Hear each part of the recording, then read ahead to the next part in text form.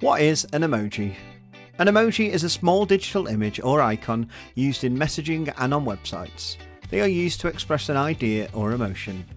Did you know that more than 700 million emojis are used on Facebook posts every day?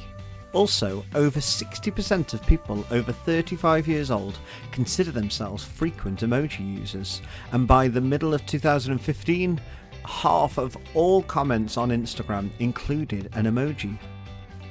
Emojis are a way of expressing ourselves and our general mood. They add colour to what people say.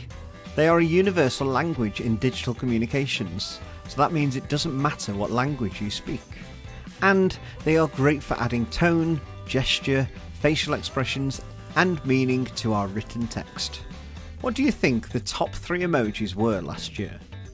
Well, here's first place, second and third. Did you get any of those right? What is World Emoji Day? World Emoji Day takes place on the 17th of July every year. The purpose of World Emoji Day is to promote the use of emojis and to spread the enjoyment that they bring to millions of people around the world.